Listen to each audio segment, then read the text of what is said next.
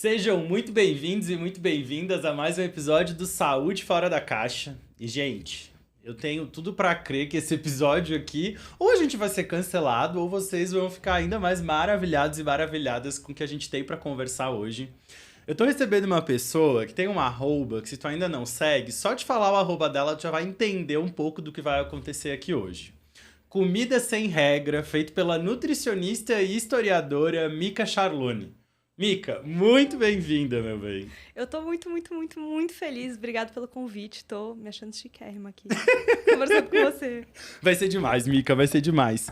E logo pra gente começar, assim, eu acho que cabe quando a gente fala, sempre que eu converso com um profissional de nutrição, e hoje, junto comigo, eu tenho 3 nutricionistas que trabalham com os meus pacientes. Cara, a galera tá com muito medo de vocês, né, Mika? O que tá rolando? Como que a gente faz pra reverter isso? Tá complicado e eu não acho que faz necessário a gente fazer um meia-culpa, assim, de realmente o jeito com o qual o nutricionista se comunica nas redes sociais. E acho que aí talvez vale a gente fazer uma dualidade, que é o jeito que as redes sociais funcionam e o jeito que a gente divulga nutrição e acho que qualquer conhecimento de saúde. Que eu acho que a grande questão já vou fazer um parênteses para depois voltar. O que a gente sabe sobre saúde, sobre alimentação, é chato. Tipo, o que a gente sabe que funciona é sem graça. Ai, comer frutas e verduras, Os 3 benefícios do abacate. Exato. Qual o melhor azeite de oliva. E não só isso, tipo, o que funciona, entre aspas, eu não gosto de pensar nesse que funciona ou não funciona, é chato, não vende. Se você chegar e falar assim, olha, é importante a gente comer bastante legumes, verduras, tomar bastante água. Isso é muito chato da gente ficar falando, repetindo, mas realmente é o que funciona. Não vai funcionar a questão de, meu Deus do céu, você cortar um grupo alimentar faz muito mais diferença do que você está comendo no total. Você comer açúcar não é o que vai te matar. Mas isso não vende, isso não funciona com a dinâmica da rede social, que é pá, tem que ser uma coisa assim, você tem 3 segundos para captar a atenção da pessoa. E eu acho que aí nessa dinâmica, eu acho que já vem antes disso. A nutrição acabou entrando num lugar de...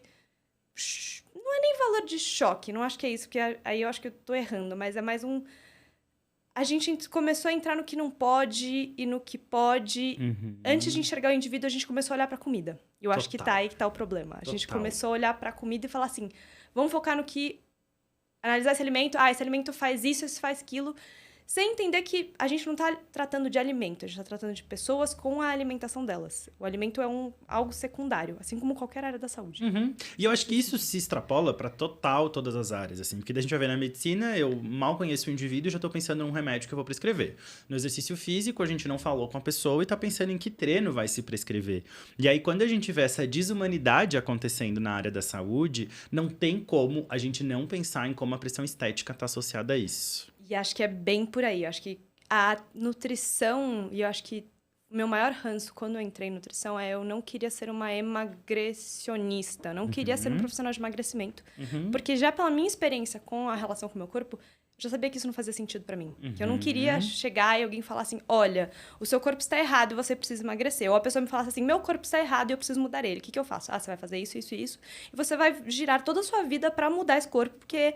É isso que a sociedade espera de você. Isso não fazia nenhum sentido. Eu acho que o nutricionista, até por uma questão de sobrevivência, eu acho. Porque é o que as pessoas querem. Total. E é difícil de conciliar isso. É estrutural. Você precisa pagar suas contas e acho que entra nesse lugar de, meu Deus do céu, então vou emagrecer a galera. E aí entra, acho que num looping infinito de quanto mais se procura e mais se muda o corpo e mais rígido fica o padrão, mais rígidas ficam as dietas e um negócio que não tem fim. Não tem fim. E aí, quando a gente fala de estrutura e de todos os atravessamentos que a gente abriu nesses 3 minutos de podcast, a gente já chegou e vrá, assim, né? Do nada, pá. Mas assim, isso é muito profundo. O que a gente tá falando aqui, a gente tá falando de muito tempo de profissionais que têm sido construído, principalmente aqui na nossa realidade nacional, e é uma característica bem do Brasil. A gente se paga porque a gente fala de prevenção, nos outros países não e tal. Cara, eu já tive algumas experiências fora do Brasil dentro da área da saúde, e a gente tem essa cultura dentro de quem trabalha com o que a gente trabalha, que seria essa promoção à saúde, a gente tem essa estrutura enraizada de emagrecer as pessoas. Hoje eu trabalho muito mais com pacientes com obesidade importante, assim, pessoas gordas maiores que estão com alterações metabólicas graves e que, de fato, precisam reduzir de 5 a 10% do peso corporal, porque, sei lá, tá com uma glicemia de 140, com colesterol de 300 e tanto, triglicerídeo de 400, e as pessoas confundem as coisas, né? Porque aí a gente começa a falar de que, cara, não é sobre ficar emagrecendo todo mundo, e aí a pessoa acha que a gente tá falando que a obesidade não é um problema e que a obesidade não precisa de tratamento, por exemplo. E aí isso se funde de um jeito que resulta em um aumento exponencial de transtornos alimentares, por exemplo, né? Tu percebe isso também? Eu percebo muito isso, assim, acho que é muito difícil de equilibrar essas coisas, até porque e aí eu vou sempre puxar para as redes sociais, porque é esse o palco onde eu vejo que acontecem as discussões. Então você vê eu acompanho muito essas coisas de vídeos de o que eu como num dia, essas coisas assim. E é muito difícil você não ver uma discrepância muito grande entre um corpo magro e um corpo gordo e como isso é recebido. Então, parece que corpos gordos não têm um espaço de simplesmente poder mostrar isso que eu como num dia. Sem nenhuma expectativa de, não, isso que eu como num processo de emagrecimento. É muito selvagem o jeito como eles são recebidos. E eu acho que é muito... Enfim, tô me perdendo aqui... Vou voltar um pouco. Mesmo. Eu sou bem perdida, Mas eu acho que também o Brasil, acho que comparando com, por exemplo, eu sou uruguaia também. E eu vejo muito essa diferença entre o jeito com o qual o brasileiro lida com o corpo e o jeito, por exemplo, com o uruguaio. Que é um outro, por exemplo, Uruguai, sei lá, Montevidéu, que é a capital. Eu não sei, eu na minha vida vi umas 3 academias. 3 academias. Uma cidade grande, uma cidade maior, capital. E aqui você tem você tem uma academia... 3 por quadra. E não é uma questão de saúde, porque você vê a galera do Uruguai bem saudável, você vê a galera correndo, você vê a galera fazendo exercício na praia. Mas é muito a função social que a academia tem. A função que a academia tem pro nosso corpo. Eu acho que isso está muito, muito associado com toda a questão dos transtornos alimentares e esse crescimento que está associado com o jeito com o qual a gente lida com saúde e o quanto saúde está vinculada a corpo. Quanto saúde ganhou um formato muito específico. Quando a gente pensa em pessoa saudável, se você digitar no Google, vai aparecer um tipo de uma pessoa magra corpo. fazendo exercício com uma maçã na mão. E branca, cisgênero, e todas essas histórias. E é muito complicado essa... Cara, eu tenho uma paciente, ela é minha paciente acho que faz uns 2 ou 3 anos. Ela é brasileira, ela mora na Espanha e ela vem pra cá uma vez por ano. A primeira vez que ela veio pra cá, ela foi consultar presencial comigo lá em Floripa. A primeira vez que eu a conheci, na verdade, né? E aí ela chegou no consultório e tal, e ela devia ter, assim, um IMC, uns 45, uma mulher com uma obesidade importante, assim. E aí ela olhou pra mim e ela falou, André, a real é que eu não quero emagrecer. Eu quero entender, e hoje isso é muito comum na minha prática, porque como eu falo de gordofobia e pressão estética o tempo inteiro, chegam pra mim muitas pessoas gordas que não querem emagrecer, querem ser saudáveis, e é sobre isso. E aí, sabe o que ela me contou? Só que cada vez que eu venho pro Brasil, eu volto pra Espanha e eu demoro uns 2 a 3 meses pra voltar pro lugar de quero ser saudável e não quero ser magra. Até porque eu fico 1 mês no Brasil, eu não consigo comprar uma roupa aqui, eu não consigo andar de transporte público aqui, ela citou várias outras referências que lá na Espanha, ela se vê em uma outra situação. E como ela mora lá há bastante tempo, ela percebe que lá ela tem uma passabilidade muito mais tranquila por ser gorda do que aqui. Enfim, ela acabou precisando perder peso depois de um tempo, porque ela começou com algumas outras consequências e tudo mais. Hoje ela tá num outro momento de vida, assim, e decidiu que quer cada vez vir menos pro Brasil, porque aqui isso impacta ela é tão intenso o impacto que isso tem na saúde mental dela, que, cara, ela não consegue sustentar isso, ela não consegue se sentir bem aqui. E daí ela acaba, não vindo visitar a família, por exemplo. Cara, isso é muito grave. Isso é muito grave, porque aqui ela se sente mais gorda do que ela se sente lá, sendo que o peso dela, obviamente, não muda porque ela mudou de país, né? Sim. Olha o impacto do que a gente tá falando, isso é muito sério. E aí a gente pensar, como que essas pessoas conseguem construir saúde?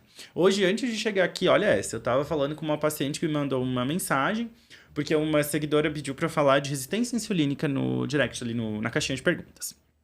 Aí eu falei de resistência insulínica e tal, enfim, controlar e não proibir o consumo de alimentos açucarados e reduzir o peso para quem tem obesidade, nananana. E ela me mandou uma mensagem desesperada, assim. Mas André, eu não consumo açúcar há meses e a minha insulina ainda tá em 16. O que eu faço para resolver isso e tal? E aí a gente tem outro problema, que é o uso da insulina de jejum como uma referência de algo que não tem validade científica. Mas não vou nem entrar nesse mérito, né? E aí... Sabe, uma obsessão por uma saúde idealizada e perfeita e construída que foi criado pela gente porque dá dinheiro. A realidade é essa. Porque quem que tá saudável, cara? Eu acho que aí entra também numa grande questão que é quem que está saudável numa sociedade doente. Uhum. E aí eu acho que entra a questão de você culpar o indivíduo por problemas sociais e problemas políticos, que aí que eu Muito acho mais que entra sistêmicos, né? muito uma questão de... Eu tava até pensando nisso, vindo pro metrô, assim, pensando sobre... Sabe a teoria das colheres? Não. De que eu adoro essa teoria, eu acho que ela fala muito sobre o jeito com o qual a gente fala sobre saúde. E eu acho que você deve sentir isso bastante, porque no momento que até porque você trabalha com pessoas com obesidade, pessoas que estão passando por isso, você vê muito isso de como elas são tratadas, a culpabilização do indivíduo versus... Qual que é a teoria da colher? Voltando para o passado. É a ideia de que, por exemplo, você acorda com um certo número de colheres. Essa teoria não é minha, eu não lembro de quem é, eu acho que é uma autora francesa, né? Não vou lembrar o nome. E aí, vamos supor, você e eu temos 10 colheres. Só que você tem, por exemplo, depressão crônica. Então, você não tem 10, você tem 5. Você já naturalmente tem 5 Já colheres. parte de um lugar diferente. Cada coisa que você faz na vida, você gasta uma colher. Então, por exemplo, acordei, uma colher. Então, é quase como se você tivesse um orçamento menor para gastar com a sua vida. Porque você naturalmente já está gastando 5 deles com lidar com uma dor crônica, com uma depressão. E eu acho que, junto com essa questão de saúde, de você ter menos colheres, pessoas com doenças crônicas têm menos colheres. Então, como é que você vai poder exigir de uma pessoa com depressão que fala assim, nossa, não, mas então você tem que acordar 5 da manhã e aí fazer 30 minutos de cardio, depois fazer 1 hora de musculação e depois preparar a sua comida do zero e blá, blá, blá. Junto com isso, você tem o que eu chamaria as colheres sociais. Que é, por exemplo, todas as violências sociais que um ser humano pode... E uma pessoa branca vai ver menos violência do que uma pessoa preta. Então, uma pessoa preta já tem menos colheres. E menos oportunidades. E uma pessoa LGBTQIA+, vai ter menos colheres. Porque ela tem que lidar com mais violência. Gorda menos Gorda. ainda. Então, quando você chega pra essa pessoa e fala assim, é só ir na academia? Uma pessoa que tem mais colheres, é só ir pra academia. Ela tem 6 colheres. Mas uma pessoa que tem 0 colheres, como é que você vai chegar e falar? Pessoa que tem que pegar 3 horas de condução. E aí que eu falo que não dá pra gente pensar em saúde sem olhar pra as colheres que estão sendo tiradas de um ponto de vista social. Porque não é a pessoa que tá tirando. E aí eu acho que entra o conceito de cidadania dentro da construção de saúde. Assim, é uma parada que eu estudo muito agora por causa do meu programa de doutorado.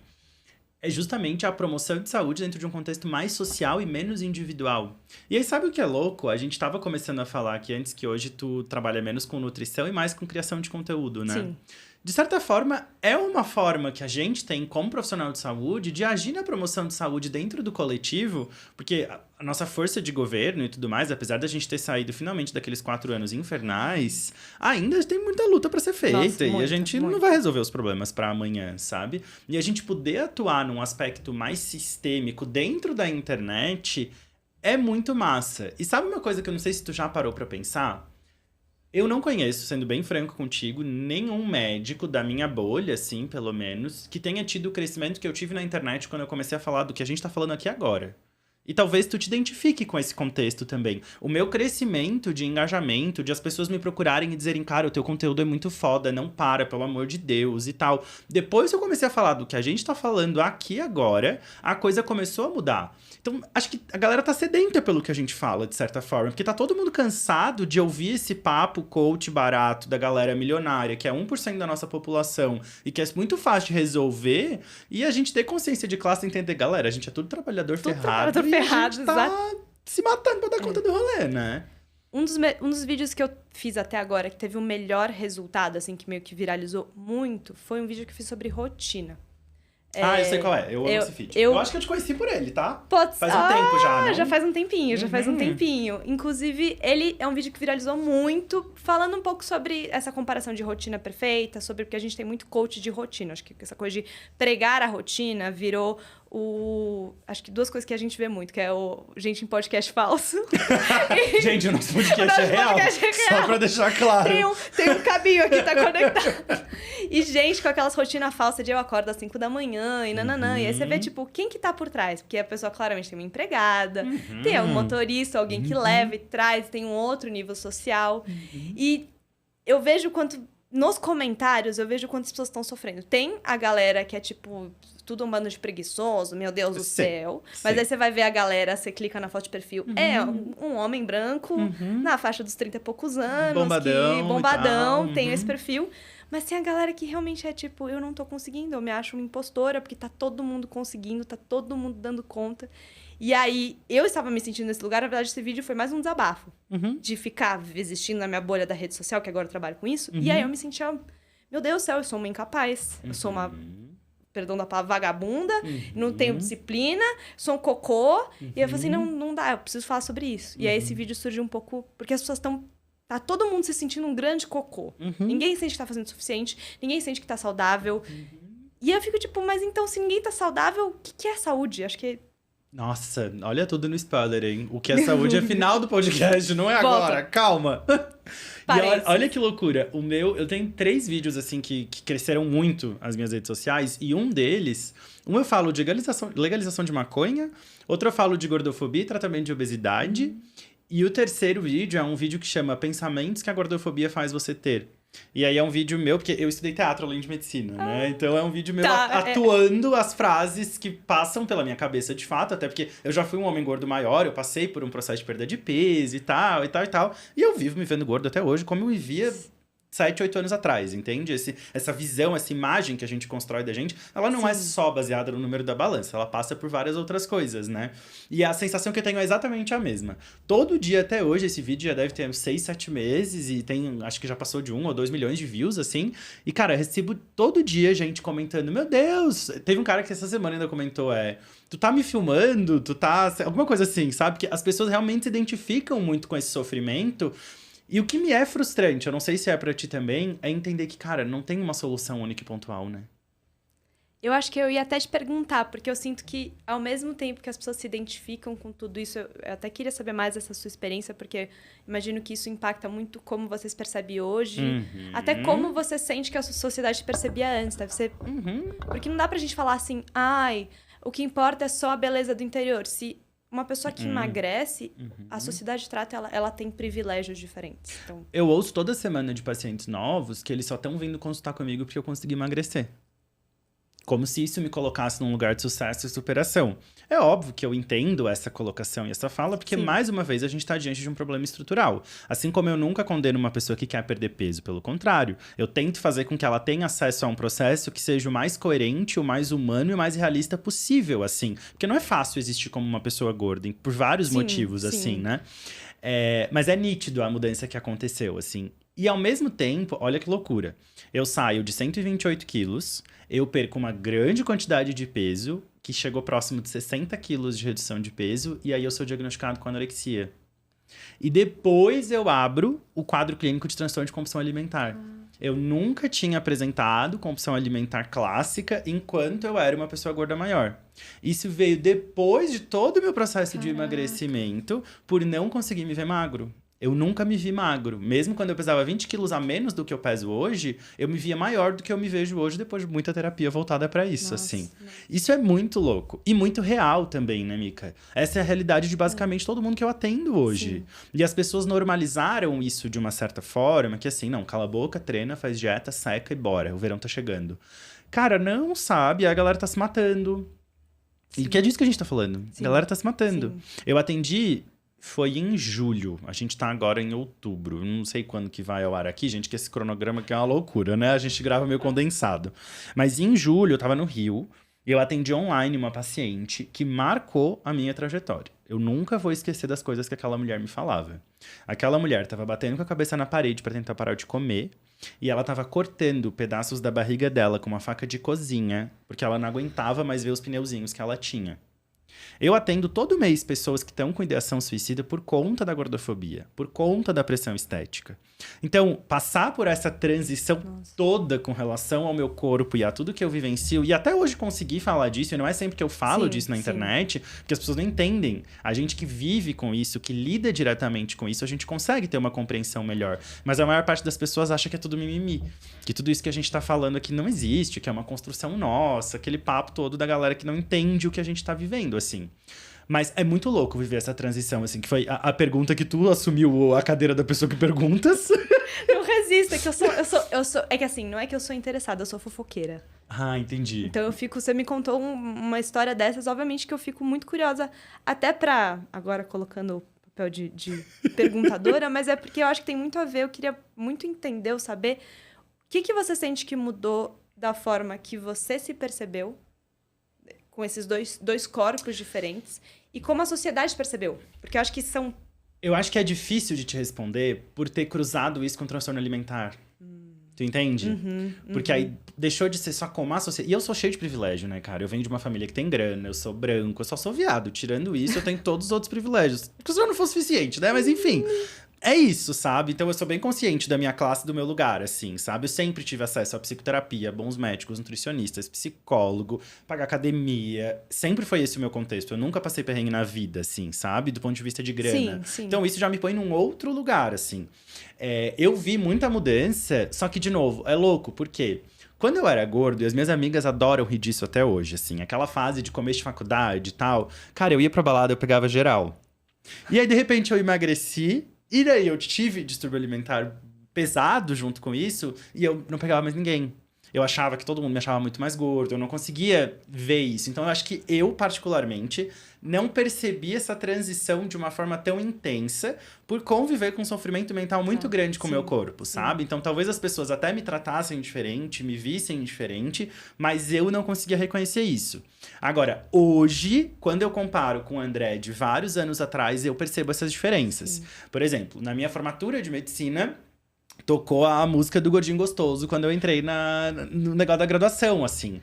Na época eu ria disso e eu pensava, beleza, é isso, nananã. Hoje eu paro pra pensar, eu falo, cara, por que hoje se eu fosse entrar ninguém cogitaria tocar uma música que fala do meu corpo? Não seria sobre isso, seria, sei lá, um Dog Days Are Over, sabe? Uma coisa bem clássico de formatura, assim. Então, eu vejo o meu corpo deixando de ser a pauta central da minha vida. O que é muito libertador. Nossa, você falou um ponto aí que até pega aqui, assim, que eu não sei, eu acho que a gente estamos trabalhando, não vou dizer que chegou nesse ponto, mas acho que tá trabalhando, porque acho que, falando até dessa coisa de percepção de imagem, tem uma analogia que eu gosto muito de falar, e que eu falava, quando atendi, eu falava para os meus pacientes sobre distorção de imagem. O melhor jeito que eu consigo explicar é você... Não tem como você consertar... Como não tem como você consertar algo que não tá quebrado, esse que é esse problema. É quase como se tem esse copo aqui. E aí eu tô com óculos. E esse óculos tô com a lente quebrada. E aí quando eu olho pra esse copo, eu acho que esse copo tá quebrado. E aí eu fico tentando arrumar o copo. Eu passo super bonder, passo fita isolante, passo tal. Só que é a lente que tá quebrada. Então eu posso trocar até de copo. Comprar um copo maior, mais largo. Mas vai continuar rachado. Porque o problema não é... o copo, é o jeito que eu enxergo esse copo. Então, é como é que eu troco a lente do meu óculos que tá quebrada. Que nasceu quebrado, que a gente cresceu numa sociedade que quebra a nossa lente. Porque a gente vê a criança fica... Nossa, eu sou incrível! Nossa, eu sou super forte! Eu sou linda! Eu sou maravilhosa! E aí, a sociedade vem e quebra a lente. E quebra a lente. Recentemente eu entrevistei a Rafa Ferreira, que é uma atriz gorda, não sei se tu conhece ela, que fez... Ela fez Juju da nossa época de Malhação, tipo, muitos anos atrás. E recentemente ela fez Poliana Moça no SBT, ela fazia uma chefe de cozinha que era uma mulher gorda e tal. E a Rafa tava falando muito sobre o quanto as crianças gordas de hoje têm conseguido se identificar com ela num lugar que ela não conseguia quando ela era criança. Ela fez faculdade de artes cênicas e tinha decidido seguir carreira acadêmica porque ela não se via atuando. Não se via alcançando lugares que só pessoas magras alcançavam até então. E aí ela recebeu um convite para fazer Malhação e tudo começou a mudar. E ela disse que hoje, tipo, as redes sociais dela bombam de criança que batem foto lá da TV. E tipo, eu me vejo em você, agora eu consigo, agora eu posso e tal.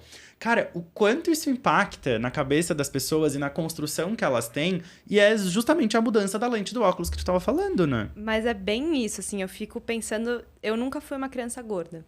Por mais que a narrativa que tinha na minha família é que eu era uma criança gorda, que eu era uma criança obesa. Mas eu tenho isso também, tá? Hoje, quando eu olho as minhas fotos, eu falo... Ei, como assim? Eu não era gordo. 80, 90, 2000, é bem essa coisa de, nossa, era todo mundo gordo. Isso, e não era. Eu vejo as atrizes que eram gordas. Eu fico tipo, gente do céu, a gente era muito doente. A gente mas era muito pior. Doente, era complicado o negócio. A gente não se comunicava também, porque não tinha rede social, né? A norma era ditada e pronto. A gente não tinha poder de influência nenhum. Hoje, quem que é a gente? A gente não é ninguém na fila do pão, mas a gente tá aqui fazendo a nossa voz chegar. Dá pra incomodar, dá pra cutucar um Exato, pouquinho. entende? Tipo, a gente vai atingir uma grande emissora? Não sei, provavelmente não. Mas se um dia atingir, que bom. Mas o ponto é, antigamente, o que a gente alcançava? Sei lá, uma coluna do jornal da cidade da gente? Exatamente. Hoje a gente consegue dialogar mais sobre isso e falar mais sobre isso, né? E aí tem um ponto que eu queria levantar contigo aqui, Mica, que é esse rolê dos transtornos alimentares. Qual que é a tua experiência? Porque tu é especialista em transtornos alimentares, né? Sim. E aí também acho que já vale tu introduzir aqui pra galera se situar que hoje tu não tá mais trabalhando com nutrição. Isso.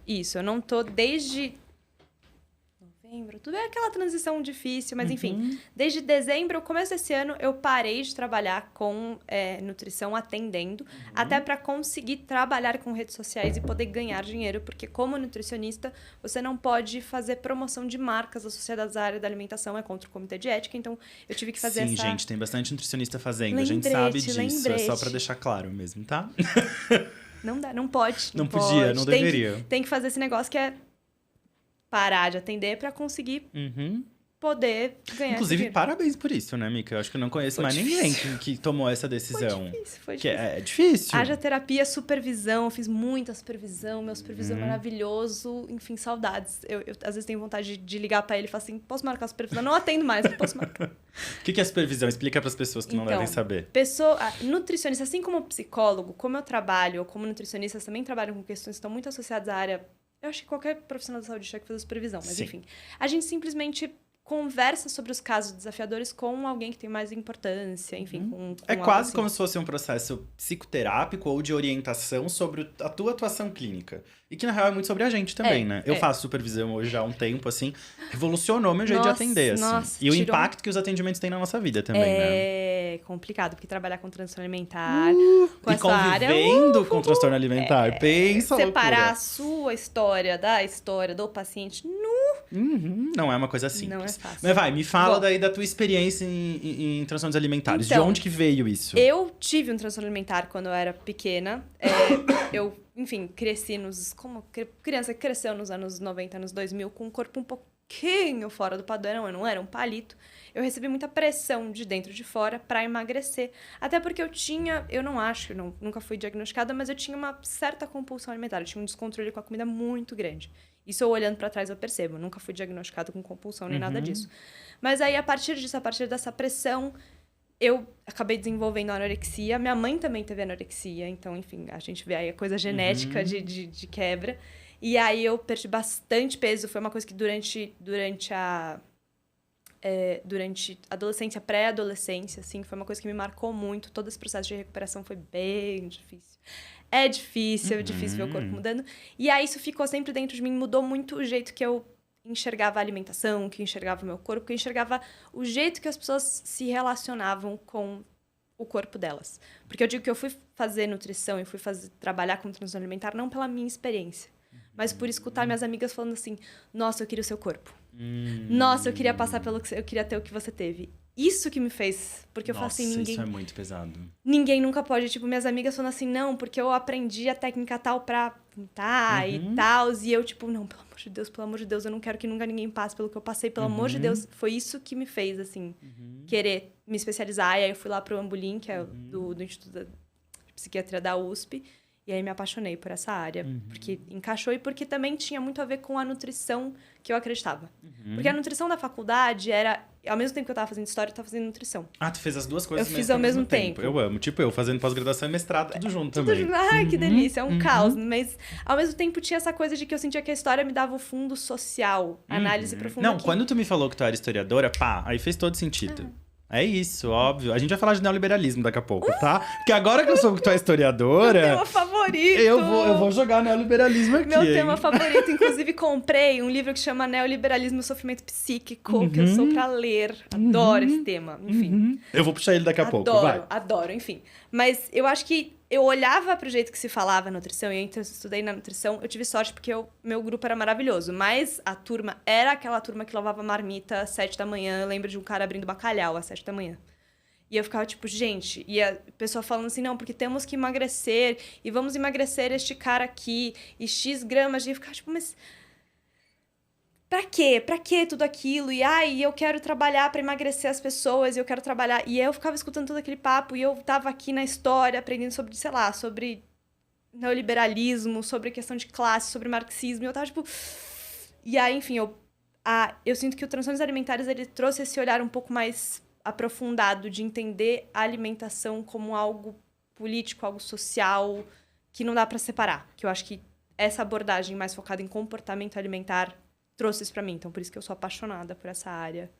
Inclusive, foi uma decisão que doeu. Eu imagino, cara. Doeu. E eu acho que tem uma coisa quando a gente fala desse aspecto mais social e da pressão estética, e eu gosto de falar muito isso e explicar isso muitas vezes, porque pra quem é paciente de mim ou de uma nutricionista como tu, e ouve a gente falando essas coisas, às vezes tem um pouco de dificuldade de entender que quando a gente fala do aspecto coletivo, a gente usa alguns conceitos que nem sempre vão se aplicar nos aspectos individuais, Sim. né? Quando Sim. eu atendo uma pessoa cheia de seus privilégios, que tá com uma condição de saúde crônica e tal, e que precisa perder peso, e que quer perder peso em primeiro lugar, tá tudo bem essa pessoa perder peso do jeito correto. O ponto é a forma estrutural que a gente lida com a pressão.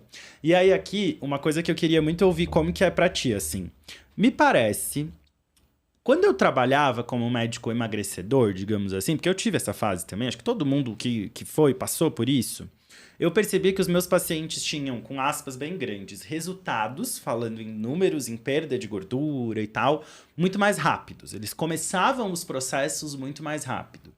As pessoas que chegam para mim hoje, de modo geral, elas estão assoladas pela pressão estética. E essas pessoas, eu trabalho de 2 a 3 meses...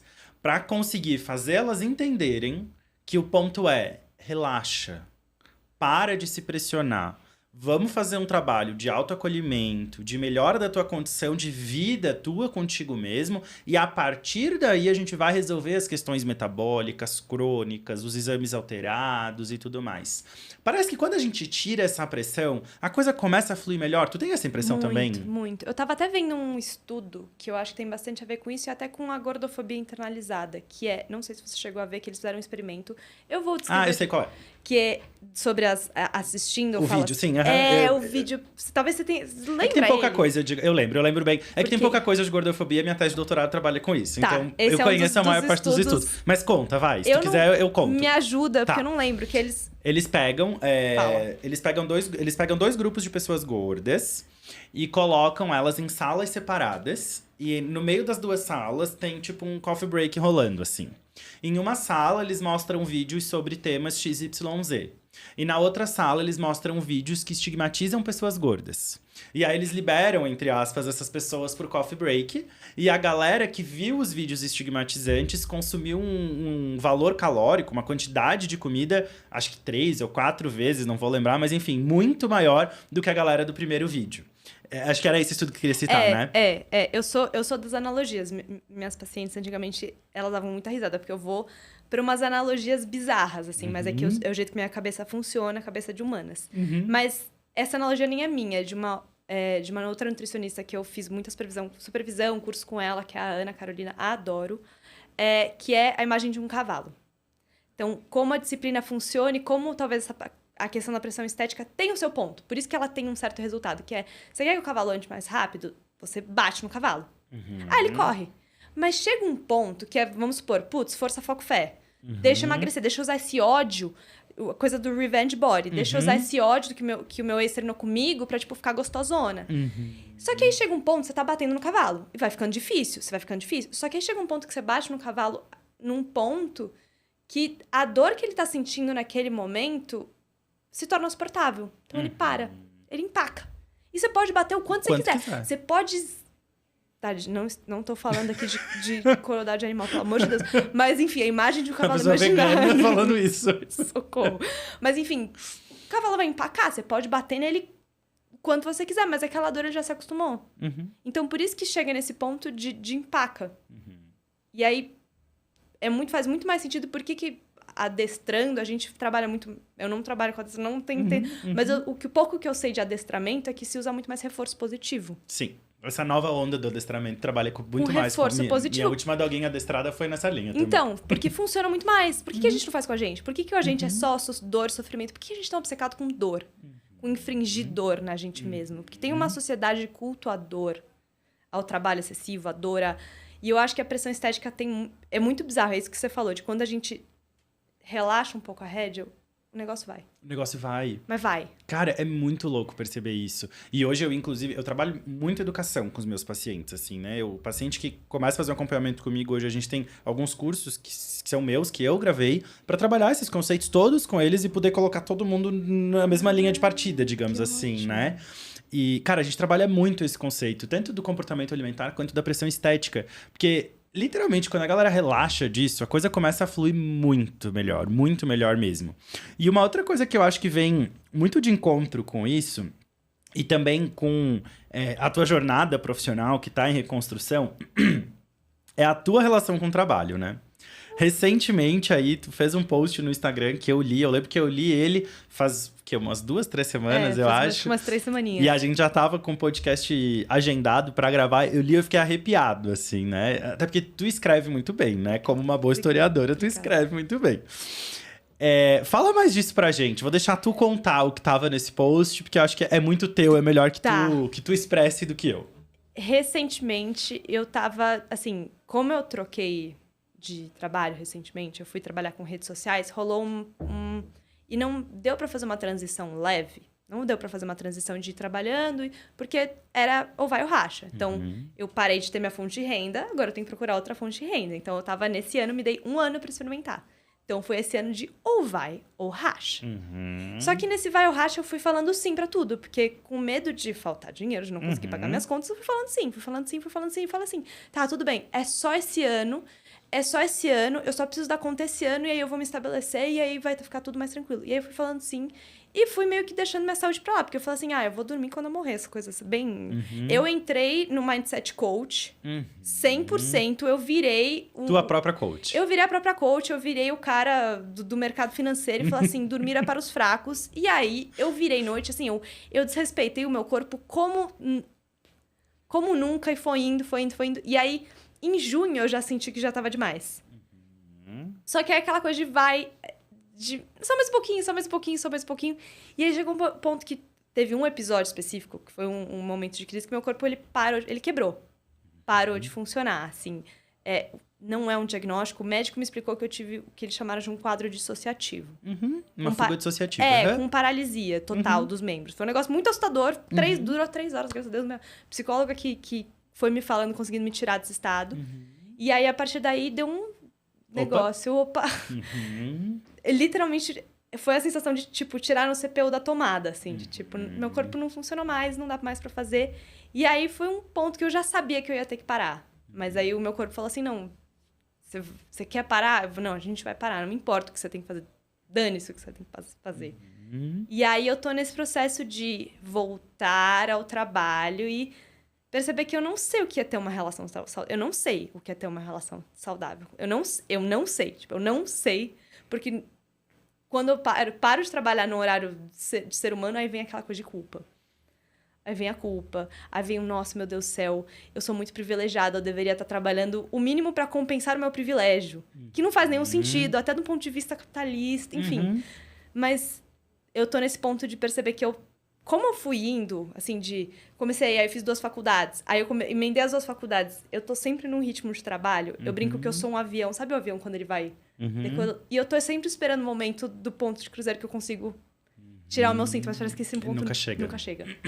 E eu acho que a tua experiência é uma experiência grave, que chega a um ponto que talvez muitas pessoas não chegaram ainda, mas às vezes, em vez de fazer uma fuga dissociativa, a pessoa vai ter, sei lá, uma infecção urinária de repetição, candidíase de repetição, depressão, ansiedade, insônia, diversas condições de saúde que estão relacionadas diretamente com o trabalho. Eu trabalho hoje muito com o processo de mudança de estilo de vida, né? Eu frequento muito, consumo todo o conteúdo que sai na ciência com os processos de mudança de comportamento e tal. E, cara, eu percebo que quase sempre tem algum impacto da nossa vida profissional na nossa condição de saúde e na nossa escolha de estilo de vida por si só. E tu falou uma parada que... Tu falou que eu acho que eu não sei me relacionar de forma saudável com o trabalho. Existe relação saudável com o trabalho? Não. Eu acho que o trabalho não tinha que... Mentira. Tinha que existir de um ponto de vista da contribuição pra coletividade, mas não pra gerar riqueza pra gente que já é rica. Mas enfim. Cara, porque é muito louco isso. Se a gente parar pra pensar, a gente tá o tempo inteiro vendendo a nossa hora e aqui... E aí a gente volta em consciência de classe, né? Porque muita gente ouve a gente falando isso, não acha que isso se apega, que isso se aplica à vida dela, porque ela acha que é rica, mas rico é quem consegue ter uma renda estável sem trabalhar. Exatamente. Eu acho que foi o Ian Neves que falou do História Pública, que eu adoro. Ai, sim, adoro ele, maravilhoso. Adoro ele. Foi ele mesmo. Ele que falou assim, rico é o que não depende de salário. Pronto, não importa se você ganha 40 mil, se você ganha 1.300. Se você depende do seu salário, você... Para de trabalhar agora. Você é proletariado, galera. Você é todo um trabalhador. Tá todo mundo vendendo a nossa hora e se ferrando por isso. E ficando doente por isso. Tanto que tem surgido no mundo vários movimentos de reduzir carga de trabalho, né? E que faz muito sentido. E com muito resultado positivo na produtividade. E em saúde também, né? A gente tá vendo esse movimento do 6x1 da vida além do trabalho, porque não faz nenhum sentido um ser humano ter que trabalhar 6 dias a semana. Não dá tempo de existir, assim. Não tem como a gente falar de burnout como problema individual se a gente tem jornadas de trabalho que criam isso como problema coletivo. E que é obrigado. Eu acho que burnout é um problema de saúde coletiva, assim. Eu acho que pensando na CLT, no jeito que ela tá estruturada, é total, bem isso, total. é bem isso. Não é uma coisa individual, né? A gente não consegue escolher. A gente ainda consegue escolher de alguma forma, né? Tu consegue agora tá reestruturando a tua jornada e tal. Mas a grande massa populacional não consegue escolher que vai trabalhar 5, 6, 7, 4 dias. Quanto tempo vai dormir por noite? É muito complexo. É muito complexo. Não dá pra começar. Eu acho... Às vezes eu me sinto hipócrita querendo falar dessa questão de descanso e de escolher desacelerar. Cara, eu tenho o mesmo drama. Porque... Qual que é o meu lugar de fala? Pelo amor de Deus, eu posso. Tudo bem que isso vai significar um rearranjo financeiro e tudo mais. Mas assim... É um rearranjo mínimo, não é que eu vou perder a minha casa, não é que eu não vou ter onde ficar, não é que eu vou ser despejada se eu não pagar. Eu tenho esse privilégio, eu tenho uma graninha guardada, eu tenho essa possibilidade. Como é que a gente fala pra uma pessoa que tá vivendo, assim, com salário mínimo no Brasil, você tem que respeitar as 8 horas de sono e... 2 horas de ônibus pra ir, 2 horas pra voltar do trabalho. Trabalha 8 horas, já deu 12. Sobraram só 12. Aí a gente quer que a pessoa durma 8, vá na academia, faça todas as marmitas, pratique meditação. E dos filhos, né? Porque dos filhos, do marido, porque geralmente a gente tá falando de uma mulher cujo marido não cozinha. Exatamente. E ainda sobreviva a racismo, LGBTQIAPN+, fobia, gordofobia e tudo mais. E mantém o corpo magro, malhado, porque senão é falta de disciplina. Gente, a gente tá acabando com a esperança de todas as pessoas nesse podcast de hoje. As pessoas vão sair desse podcast direto pra sessão de terapia. As que conseguem pagar a terapia, porque a maioria também não consegue, Mas né? é só pra tirar um pouquinho É perceber que, assim, não é você. É o sistema. Não é você. Não é você quem não tá dando conta. Não é individual. Não é você. Não sou eu, não é você, não é... Cara, eu acho que esse é o grande ponto. E vem de novo no mesmo raciocínio da pressão estética. Porque, de novo, é a lente quebrada. Né? Exatamente. De novo é a lente quebrada. Agora, não sobre o corpo, mas sobre a minha relação com produtividade, com dinheiro, com trabalho. Hoje foi um dia, por exemplo, que eu acordei aqui em São Paulo. Eu basicamente atendo online hoje. E aí ontem eu acabei de dormir mais tarde e tal. Acordei no meu horário habitual e queria dormir mais 15 minutos. Eu podia dormir mais 1 hora se eu quisesse, que tava tudo certo. Gente, mas eu fiquei assim, ó, numa auto-chicotagem ali, porque eu não, eu preciso levantar agora, precisa ser agora. E aí, no fim das contas, eu levantei naquele horário, eu fiz o que tinha que fazer, eu parei, eu sentei e falei assim, cara, pra quê? O que mudou na minha vida? E aí isso se transforma em um sofrimento mental absurdo que não tem fim, cara. Essa relação com o trabalho é muito problemática. E agora eu quero puxar a pauta do neoliberalismo, que eu acho que é o momento. Primeiro de tudo, eu vou deixar tu explicar, porque eu acho que o meu grande público não vai saber o que é neoliberalismo. Até porque é difícil de explicar, não é uma coisa fácil. Eu não sei se eu vou saber explicar de um ponto de vista, porque assim, eu estou enferrujada. Ou tá, até se você tiver nota... Tenta, se tu não conseguir, eu tento te ajudar também. Mas tenta tu primeiro, vai. Tá. Eu vou olhar no Google o conceito do Google ao vivo. Vamos ver. Pra tentar sumarizar pra gente. Porque eu vou explicar, assim, a pessoa que... Eu me formei, fiz história há 8 anos atrás, assim, tá? Então eu sou enferrujada. Mas o neoliberalismo é mais vou chamar de filosofia, uma política, especialmente uma política econômica, que tá muito ligada ao livre mercado. Então é uma questão... Ele vem do liberalismo, do Adam Smith lá... Mas ele é mais intenso, é uma coisa muito associada autorregulação do mercado, que aí já é uma grande falácia, porque o mercado não se autorregula, a gente precisa ter um Estado pagando banco, resolvendo todos, enfim. Total. Mas tem muito a ver com isso, e esse neoliberalismo, que é muito focado no enriquecimento e num tipo de capitalismo financeiro, que é um capitalismo que é a grana gerando grana, porque antes a gente tinha, por exemplo, na Revolução Industrial, as indústrias, então o produto gerava renda. Então era agora o próprio dinheiro gera dinheiro. Essa especulação de dinheiro gera dinheiro, que é uma coisa que o dinheiro perdeu completamente o sentido associado a uma mercadoria, a um valor agregado, é só o dinheiro gerando dinheiro. E aí isso, eu sinto agora já puxando que esse, vamos chamar de capitalismo selvagem, que pra mim, neoliberalismo é a forma mais selvagem do capitalismo. Perfeito. Essa filosofia, ela entrou em todas as outras áreas da nossa vida. Ele meio que colonizou todas as áreas da vida. Porque para funcionar, a gente precisa... Esse sistema precisa colonizar todas as áreas. A gente precisa...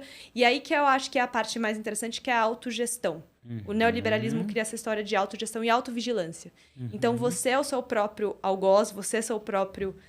Que é a questão de... A produtividade faz isso com a gente. Então, a gente tá sempre culpado, mas sempre se exigindo.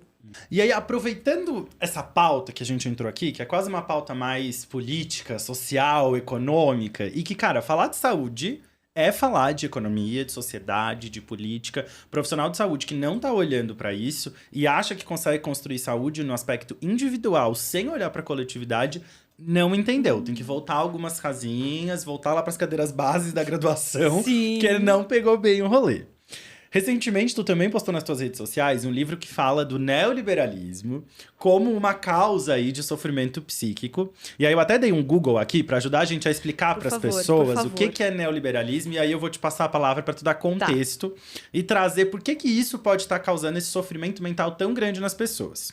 Então, o neoliberalismo, gente, e eu preferi dar um Google porque é difícil de explicar, não é uma coisa simples assim. E eu sou toda enrolada, eu vou tentar explicar, sair tudo confuso, vai piorar. Mas, ó, o neoliberalismo é uma filosofia que retoma os antigos ideais do liberalismo clássico, que preconiza a mínima intervenção do Estado na economia.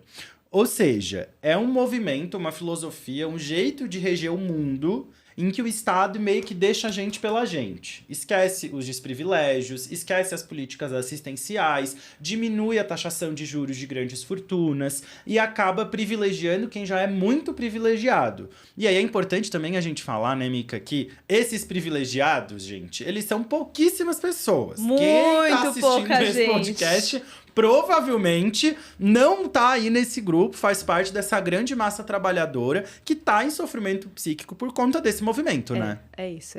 Não é a galera do Jeep Renegade. Isso! Não é a galera do Jeep Renegade. Eu não sei porque eu acho tão engraçado. Mas faz muito sentido, porque é isso. A pessoa compra um carro de 150 mil reais, e ela ganha seus 10, 15 mil reais por mês e ela acha que ela é rica e que quando a gente fala de neoliberalismo, ela não é afetada por isso. Ou que ela é afetada pelo modo contrário, que quando se fala de taxar grandes fortunas, a gente dela. tá falando dela. Nossa. Do cara que ganha 15 mil, 20 mil reais, amigo, não.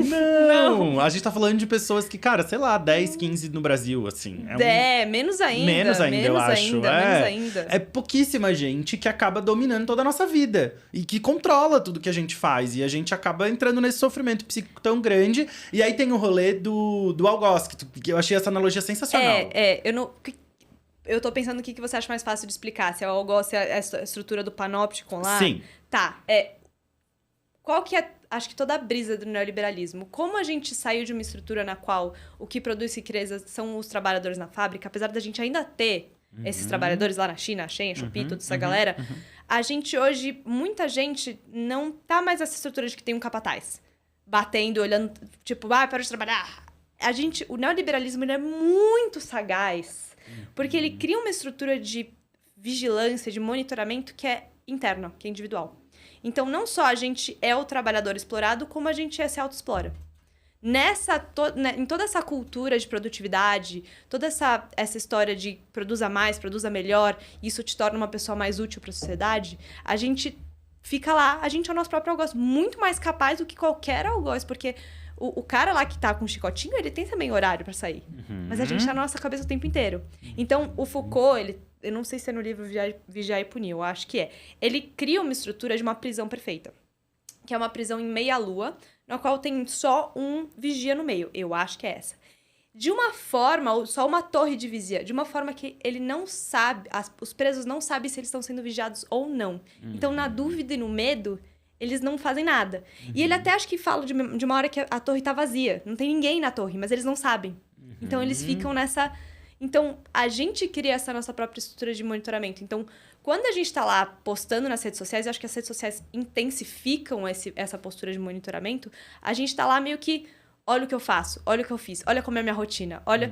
É quase como se a gente procurasse essa validação pra mostrar, olha, eu também sou um ser humano útil. Porque... E a gente fica nesse sofrimento psíquico de... Tá todo mundo conseguindo, mas tá todo mundo nesse papel de mostrar e de se monitorar. E essa culpa constante, que é esse chicotinho. Porque o chicotinho hoje não é um chicotinho físico. É um chicotinho da culpa, que é muito mais eficiente. E, cara, mais uma vez a gente traz aqui um problema que, de novo, não tem uma solução única e pontual, né, Mica? Eu acho que... Do aspecto individual, falando de indivíduos, né, não do coletivo, para sair um pouco desse sistema é só amadurecendo muito mais e se conhecendo melhor e entendendo isso também. Entendendo que existe esse mecanismo estrutural que não vai mudar em pouco tempo, é uma coisa que talvez mude ao longo de muito tempo, mas eu acho pouquíssimo provável, para ser bem franco, assim, infelizmente. E a gente vai continuar nesse sistema, então talvez caiba a gente no aspecto individual entender um pouco mais isso e tá sempre... se vigiando para não se vigiar tanto. Sim. Eu acho que cabe um movimento duplo, que é um movimento coletivo de organização dos trabalhadores, de organização de todo mundo, até pra gente poder fazer as exigências práticas de fim da jornada, fim do 6x1, redução da jornada de trabalho, pagamento adequado, e também um individual, porque enquanto a gente não conseguir reestruturar, mudar o mindset... E a coach volta mais uma vez. Não resisti. Tô num podcast, eu preciso falar mindset. Eu amo. Mas mudar um pouco essa estrutura de pensamento, não dá pra fazer uma coisa sem fazer a outra. São as duas coisas ao mesmo tempo. E eu acho que o nosso trabalho nas plataformas, enquanto pessoas que falam de saúde, porque já que eu não tô mais atuando como profissional de saúde... Mas tu vai ser nutricionista pra sempre. Você é nutricionista pra sempre. É isso. Tô nesse papel de lugar de saúde, promoção de saúde, e a gente poder organizar. Nem que seja o nosso pequeno núcleo, essa pequena organização de provocar, de colocar esse fogo aí, de fazer as pessoas pensarem o que é isso que a gente tá fazendo, pra quê? Esse pra quê, eu acho essa palavrinha maravilhosa, pra quê? E a outra coisa que minha psicóloga sempre me fala, ela é bem apocalíptica, mas apocalíptica que é a gente vai morrer. Vai todo mundo morrer. Vai todo mundo morrer. Pra que a gente tá fazendo tudo isso? Vai todo mundo... E a produtividade, as horas trabalhadas, você vai morrer amanhã e pra que isso serviu? Você acordar... Teve uma coisa que uma vez tive um insight de terapia, assim, que foi uma vez que meu psicólogo falou pra mim alguma coisa do tipo: André, tu já parou pra pensar que tu já conseguiu? E aí, na hora que ele me falou isso, me deu um estalo, assim. Eu falei, cara, eu já consegui. Real, eu já consegui. Eu tinha que crescer, fazer a faculdade, formar, começar a trabalhar, ter bastante paciente, nananana. Na época eu não tinha nem 30 anos e eu já tinha conseguido. Até hoje eu não consigo acreditar que eu já consegui, a real é essa. Porque neoliberalismo tá aí dizendo pra gente o dia inteiro que a gente não conseguiu. Fazer mais. Isso! E aí dentro da saúde, eu não sei se o contexto neoliberal se aplicaria, porque aí, enfim, eu sou zero especialista nessa pauta.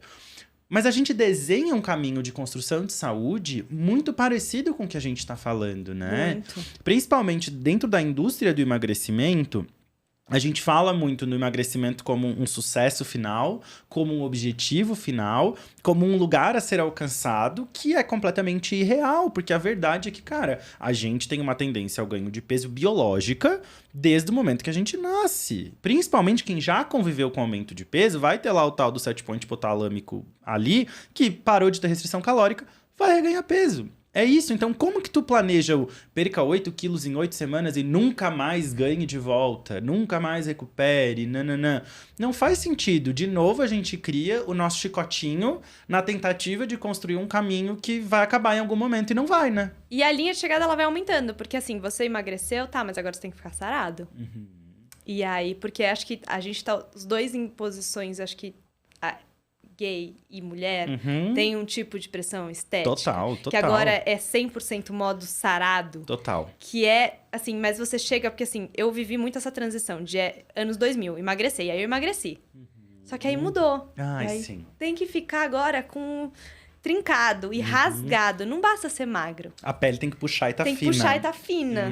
Com E eu acho diurético. que Exatamente. E aí vai indo, porque assim, a gente não tem um lugar de desfrute com a nossa saúde. Porque eu fico tipo, pra que a gente quer ser saudável? Pra viver melhor.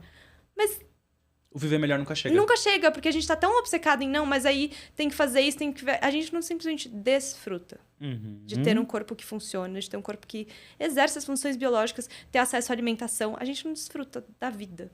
E eu acho que a saúde tá aí pra permitir com que a gente desfrute da nossa vida. O nosso corpo funcionando, um corpo que tenha músculos, que consiga levantar um certo peso, tá aí pra gente conseguir desfrutar da vida. E a gente esquece de fazer a parte mais importante, que é viver a vida. E eu acho que tem um aspecto muito foda dentro disso, que é entender, dentro das individualidades, o que é saúde.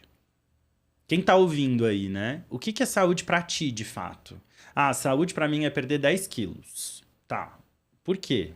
Pra quê? Pra quê? Né? O que isso vai te agregar, né? Saúde pra mim é dormir um pouco mais. Saúde pra mim é trabalhar menos. Saúde pra mim é dançar. Saúde pra mim é transar. Saúde pra mim é comer. O que é saúde, de fato? Quando a gente não sabe exatamente o que saúde representa pra gente, a gente acaba se colocando na caixinha da saúde, né? Que é como se fosse igual pra todo mundo.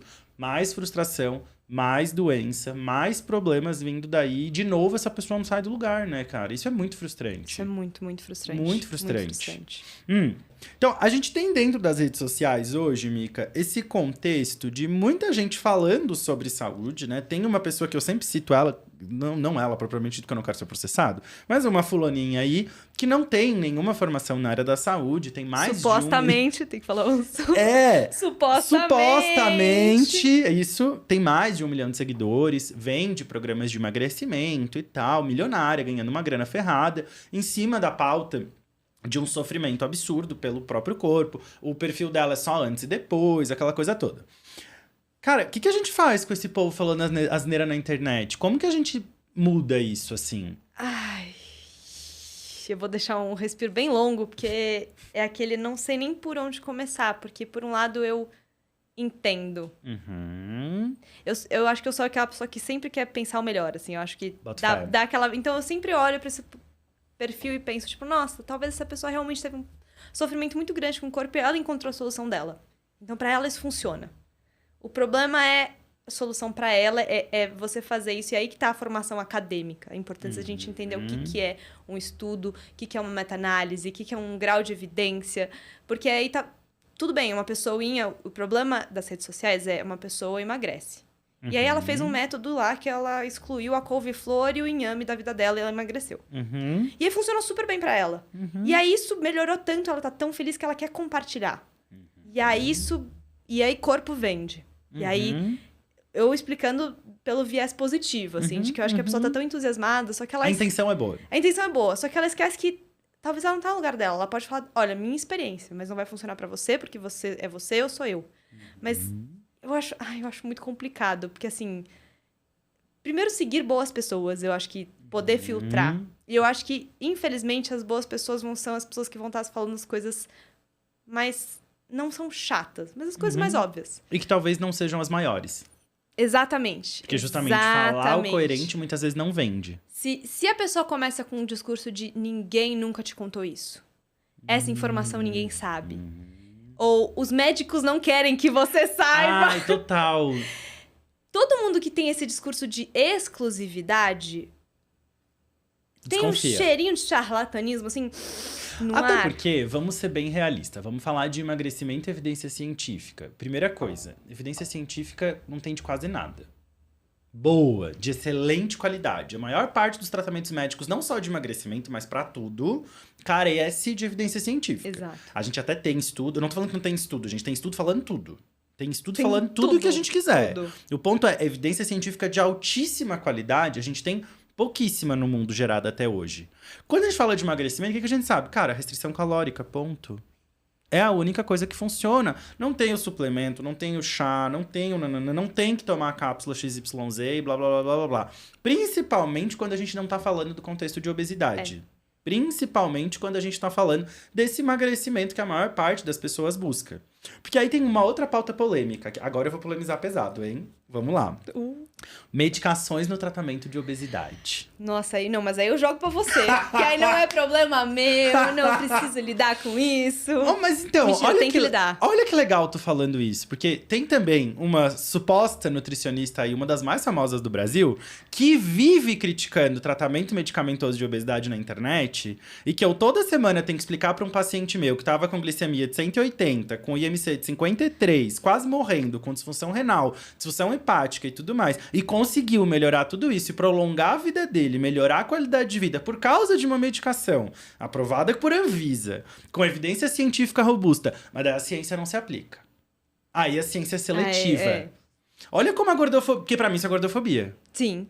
Pra mim isso é gordofobia. A gente tem o mundo inteiro, OMS falando, todas as diretrizes internacionais falando que, cara, essa galera precisa de tratamento medicamentoso. Essa galera tá morrendo mais cedo. Hoje a gente sabe que a obesidade, só a obesidade, sem nenhuma outra doença crônica presente, já diminui a expectativa de vida em 5 anos, sem ter outros diagnósticos presentes. Óbvio que a gente sabe que esse é um contexto, é uma avaliação única, né? Um olhar isolado de uma condição. Sim. Mas quando a gente fala de obesidade, talvez a gente fale das melhores evidências científicas que a gente tem. Porque dá dinheiro. Sim, mas é isso. O fato de dar dinheiro não invalida os estudos científicos, né? E eu tenho percebido uma grande dificuldade, por vários motivos, né? Do uso das medicações para terapêutica de obesidade em pessoas com boas indicações clínicas, por conta desses mitos que a gente tem criado e de as pessoas não entenderem que a gente não quer que a galera use a liraglutida, a semaglutida para perder 2 quilos pro verão. Esse é um contexto. O outro contexto da grande obesidade, da pessoa que está perdendo vida por conta das condições metabólicas que estão ali presentes, é doença. A gente precisa entender isso, né? É que aí entra no discurso do neoliberalismo também. Porque tem que você se não superar. a pessoa preguiçosa. Entra você só não encontrou a coisa certa ou você ainda não se esforçou o suficiente. E é engraçado, porque atendendo, eu acho que você talvez veja isso. Eu não gosto de generalizar de pessoas com obesidade. São pessoas assim, porque não é um ser humano, cada ser humano. Claro. Mas são pessoas que são extremamente competentes. Você vai ver a galera é diretor, CEO, mas tem um discurso de incompetência, de falta de disciplina. Disciplina, de gula, de descontrole, que não tem nada a ver com o perfil daquela pessoa. E aí a gente faz... E eu acho que é aí que me incomoda, e é uma crítica que eu tenho pra muitas nutricionistas. Agora eu vou polemizar bastante. Mas eu acho que nutricionista que vem com o discurso de eu faço tudo certinho, meu paciente que não segue, é uma galera que não tá fazendo trabalho direito. Porque você tá jogando toda a responsabilidade pro outro e não tá encarando essa viagem com ele. Porque se ele te contratou, entre aspas, se ele reconhecer o seu trabalho, é uma coisa junta. Você tem que assumir essa bronca pra você. Porque eu sinto que o que a comunidade científica, não, mas o que a profissionais de saúde estão fazendo com a questão da obesidade é joga pro outro. Então é tipo, o problema é seu, você que não tá conseguindo fazer. E é uma questão de você, eu acho que é uma questão de lavar as mãos e não querer lidar com o problema. Não querer assumir, putz, o que eu estou fazendo de errado? O que na minha conduta não tá funcionando? Por que as pessoas não estão conseguindo seguir? E eu acho que as pessoas não querem. Elas falam assim, não, mas eu calculei direitinho. Tudo bem que você calculou. Se a pessoa não seguiu, pode ser sim uma questão dela, mas uma questão de falta de diálogo com você, com o seu trabalho. O que tá faltando aí? E pode ser neurofisiológico. Eu acho que esse é o grande ponto. A gente tem um livro maravilhoso que chama Sociologia da Obesidade. Tu conhece, não? Não, esse livro é sensacional. Vou anotar. É desses Vou bem anotar. acadêmico também, Vou anotar. É desses bem pesadão de ler, assim. Vou anotar. Mas é sensacional. A gente precisa entender que a obesidade se construiu de uma determinada forma que também é uma doença de saúde pública. Por quê? Hoje o mais fácil é se tornar uma pessoa com obesidade. Pra gente não ter obesidade, a gente tem que viver a vida inteira tentando lutar contra isso. Principalmente as pessoas que têm predisposição genética para aumento de peso. A gente sabe hoje que de 60% a 80% das pessoas que têm obesidade têm genes que favorecem o ganho de peso. E é fácil perceber isso. Todo mundo conhece a pessoa que come e não engorda. E a pessoa que vive comendo pouco e engorda. Então, tem sim uma individualidade aqui.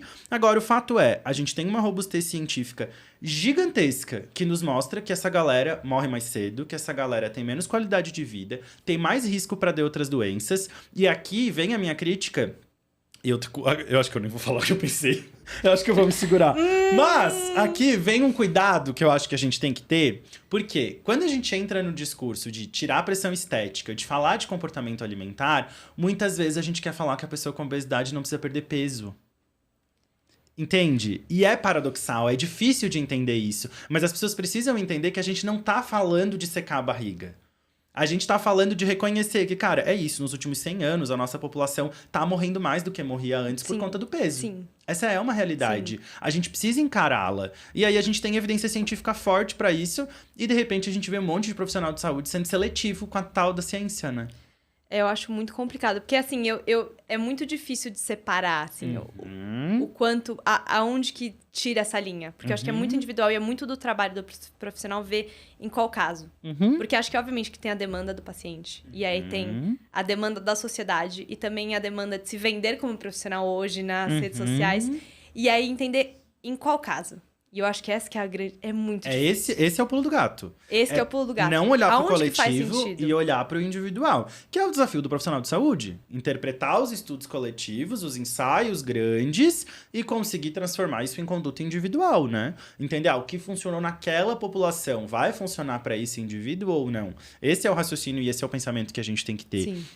E eu achei importante a gente trazer isso pra cá, até pra gente diferenciar um pouco essa coisa da saúde construída ao longo do tempo, como sociedade, como coletividade, pra saúde individual. Porque como a gente falou muito aqui de contextos mais amplos e sociais, quando a gente fala de um profissional de saúde sentado perante uma pessoa, isso é diferente, né? O conceito aplicado aqui é outro, né? Muito, muito, muito. Eu acho que muda até de... Não é de grau de exigência, mas o grau de intervenção também.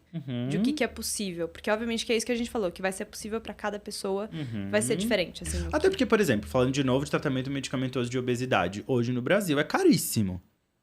Caríssimo. E é fato que a doença crônica, a longo prazo, a gente já tem estudo defendendo o uso de medicação para sempre. Sim. Quem que consegue gastar 700, 1.500 reais por mês com uma medicação pro resto da vida? Meu Deus.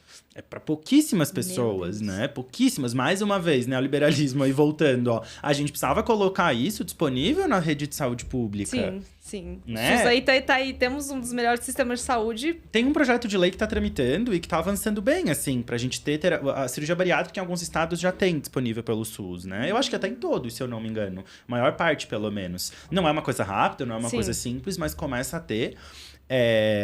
E aí, eu acho que até... É complexo a gente falar disso, porque eu acho que nem se cabe tanto pressão estética dentro dessa população. Muito mais gordofobia. Cabe, não deixa de caber a pressão estética. Mas é outro conceito, sabe? Porque a gente tá falando de gente que, cara, tá morrendo mesmo. Sim, sim. Né? E não só, sei lá, e até falando de coisas básicas. Eu tava vendo até a diferença salarial entre mulheres gordas e mulheres magras. E o quanto mulheres em cargos altos, todas são magras. O IMC delas é muito mais baixo. Porque é difícil de ter uma mulher gorda ocupando... Até por uma questão de associação, os valores que se associam a um corpo gordo. Mobilidade. Amarrar um tênis. É disso que a gente tá falando, às vezes. Sim. Eu tenho muitos pacientes que falam pra mim que, André, eu decidi marcar uma consulta contigo quando eu percebi que não consegui limpar a bunda. Quando eu percebi que eu não conseguia amarrar um cadarço. Quando eu subia uma leva de escada e eu tinha que parar no meio de 10 degraus pra respirar fundo. E aí a gente vai condenar o uso de medicação no tratamento dessas pessoas? Condenar o uso de uma cirurgia bariátrica no tratamento dessas pessoas? Não acho coerente, não acho justo, né? Vou mudar de saco pra mala aqui. Bora. Veganismo. Me fala mais disso. Como que é? Tu é vegana, não... Eu hoje, assim, é uma história meio longa, mas eu gosto de dizer que eu não sou 100% vegana. Tá. Na verdade, mais correto seria dizer que eu não sou vegana. Tá. Até porque, por mais que minha alimentação seja, na maior parte, vegana, eu ainda consumo alguns produtos de origem animal em contextos muito específicos. É que o veganismo parte de uma prerrogativa que ultrapassa a alimentação, né? Sim, Entra em produtos que consome, em algumas outras escolhas de vida, por né? exemplo, eu não compro nenhum produto de limpeza que seja testado em animais que tenha alguma coisa de origem animal. Eu, enfim, não compro produtos de beleza, não compro couro. Então, é uma prática, na verdade, eu gosto de dizer que é um posicionamento político. Na verdade, veganismo não é uma dieta, não é nem filosofia de vida, eu não gosto disso. É uma prática política de não exploração, de pregar pela não exploração de animais humanos e não humanos. Então, o veganismo que eu defendo, por mais que eu não me coloque 100% como vegana, e eu prefiro não usar o rótulo de vegano, porque acho que aí é anular talvez outras pessoas que estão fazendo mais pela causa do que eu, é a luta... Por isso que eu defendo o veganismo que a gente chama de interseccional, que é o veganismo que luta pela não exploração de pessoas pretas, de pessoas trans, de esse veganismo que vê o todo, assim, que luta, que é feminista, que é antirracista. Nossa, eu nunca tinha ouvido falar desse termo, muito legal. Eu gosto muito, porque acho que ele engloba entender que o veganismo, você defender o direito à libertação dos animais, começa também você defendendo outras pautas, entendendo todas as explorações, que todas as explorações são meio que ligadas, estão interligadas. Então, quando você olha para tudo isso, você entende que tá tudo meio que ligado. Todas as explorações estão...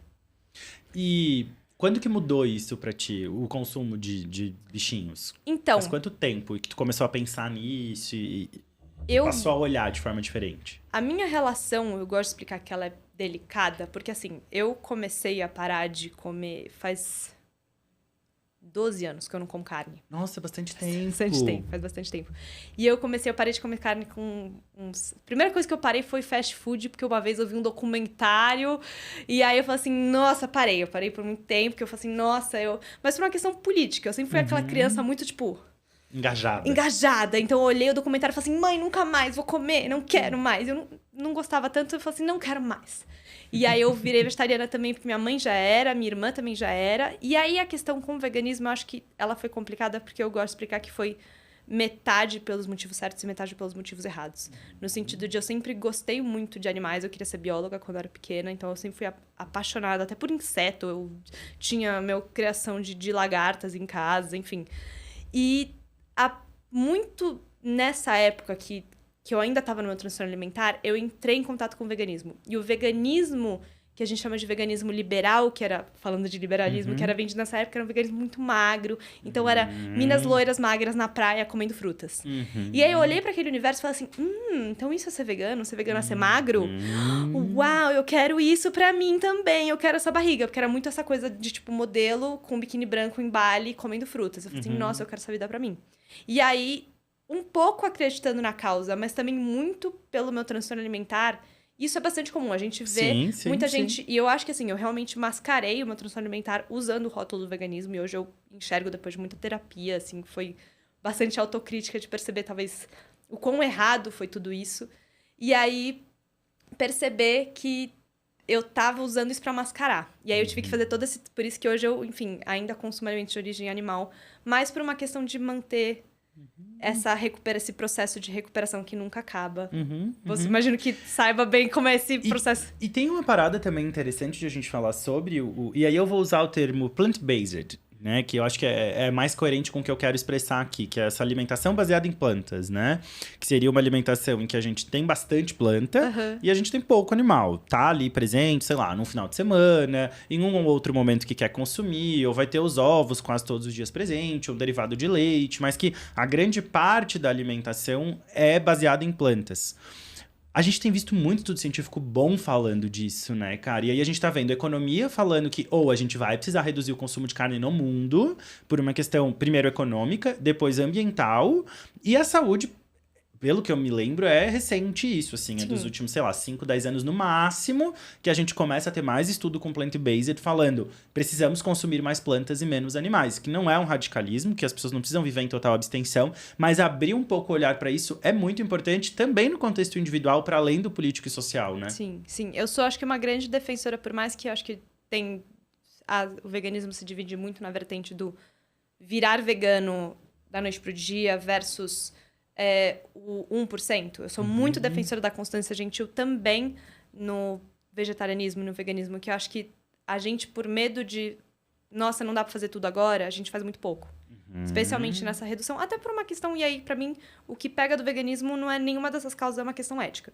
De não querer contribuir pra exploração animal, assim. Mas, por mais que eu acabe contribuindo, acho que vale colocar essa hipocrisia aqui. Sim. Mas...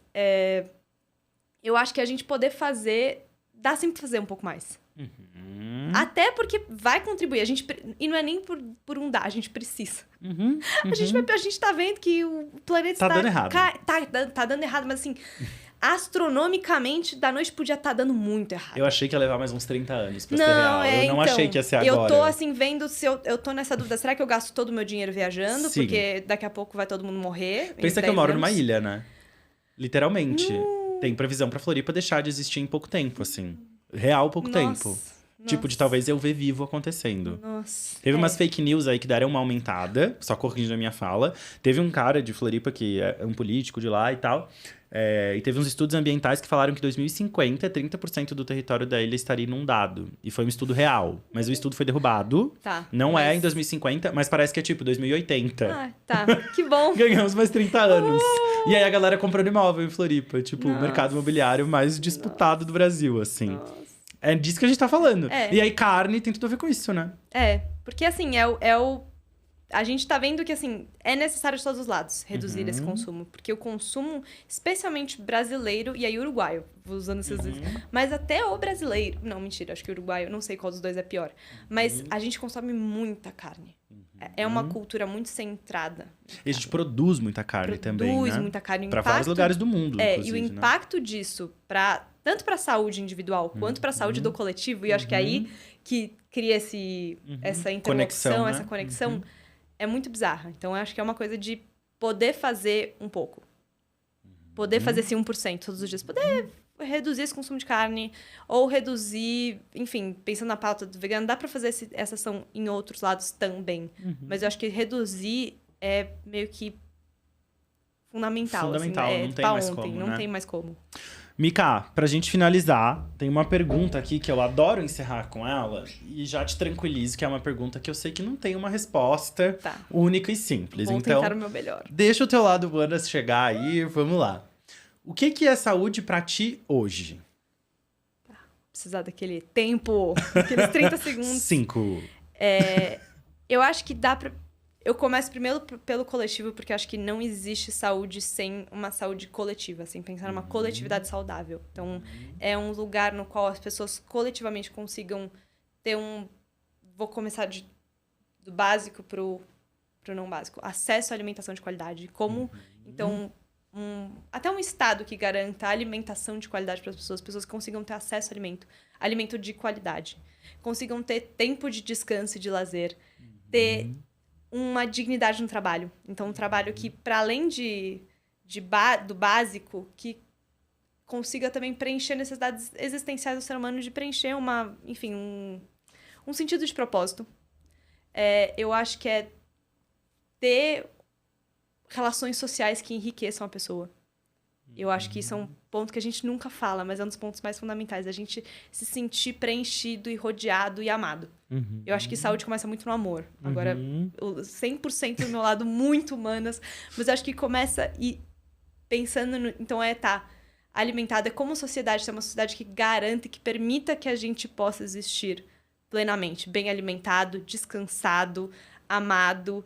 E preenchido do ponto de vista até mais existencial, de sentir que a gente tem um propósito na sociedade, que a gente não tá trabalhando e girando numa rodinha de hamster para sempre. Então, acho que meio que isso, assim. Eu tinha certeza que não ia vir uma coisa, a saúde a viver mais e melhor. Não. Também. É viver...